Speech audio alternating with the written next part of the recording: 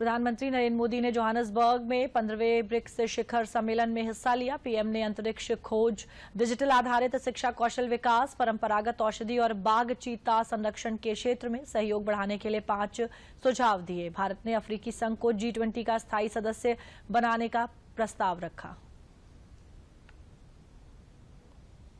15वां BRICS शिखर सम्मेलन Brazil, रूस, भारत, चीन और दक्षिण अफ्रीका के प्रमुख और प्रतिनिधिमंडल का जोहानिसबर्ग में जमावड़ा। व्यस्तताओं के बीच प्रधानमंत्री नरेंद्र मोदी की संजीदगी एक बार फिर सामने आई। पोडियम पर दक्षिण अफ्रीका के राष्ट्रपति सिरिल रामाफोसा के साथ जैसे ही वे पहुंचे, प्रधानमंत्री की नजर वहां रखे प्रतीक चिन्ह पर पड़ी। बिना पल गंवाए प्रधानमंत्री ने सम्मान सहित चिन्ह को रखा। प्रेरित होकर राष्ट्रपति रामाफोसा ने भी वैसा ही किया। ये तस्वीर बताती है कि 140 करोड़ भारतीयों के प्रतिनिधि के लिए देश का सम्मान, स्वाभिमान ही सर्वोच्च प्राथमिकता है।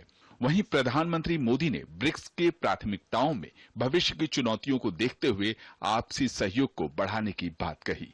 भारत ब्रिक्स की सदस्यता में विस्तार का पूरा समर्थन करता है और इसमें कॉन्सेंसस के साथ आगे बढ़ने का स्वागत करता है।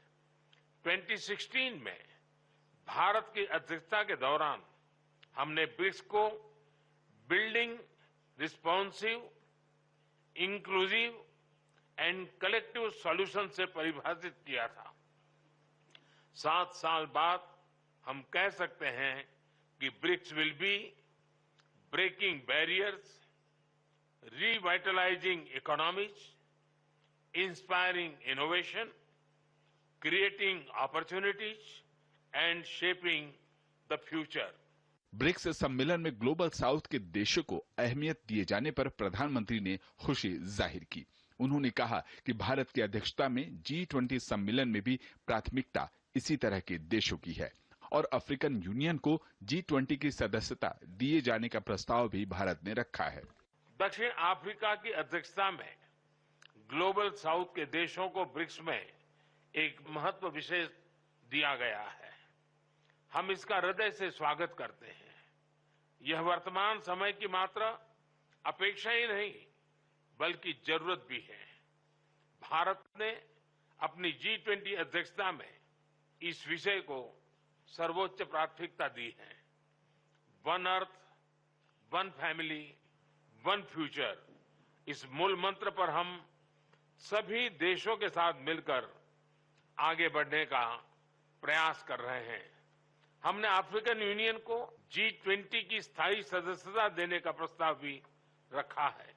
प्रधानमंत्री ने ब्रिक्स संगठन को 5 सुझाव भी दिए। उन्होंने कहा कि ब्रिक्स का न्यू डेवलपमेंट बैंक, वित्तीय सुरक्षा, ब्रिक्स सैटेलाइट और फार्मा उत्पादों को मान्यता दिए जाने की वजह से सकारात्मक बदलाव ब्रिक्स देशों के लोगों के जीवन में आए हैं।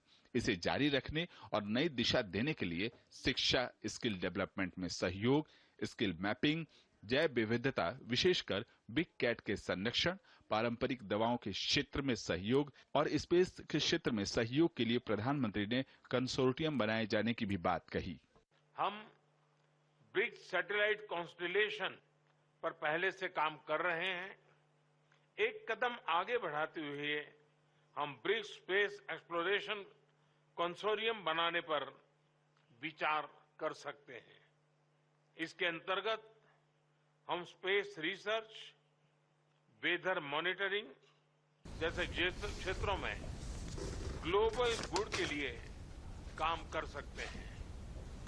मेरा दूसरा सुझाव है शिक्षा, स्किल डेवलपमेंट और टेक्नोलॉजी में सहयोग। ब्रिक्स को एक फ्यूचर रेडी ऑर्गेनाइजेशन बनाने के लिए हमें अपनी सोसाइटीज को फ्यूचर रेडी बनाना होगा। ब्रिक्स शिखर सम्मेलन के अलावा प्रधानमंत्री नरेंद्र मोदी और दक्षिण अफ्रीका के राष्ट्रपति सिरिल रामाफोसा के बीच प्रतिनिधिमंडल स्तर की वार्ता हुई। चर्चा के दौरान व्यापार, रक्षा, निवेश संबंधी मुद्दों पर मुख्य रूप से बातचीत हुई। दोनों नेताओं ने ग्लोबल साउथ की आवाज को मजबूत करने के लिए साथ काम करने पर सहमति भी जताई।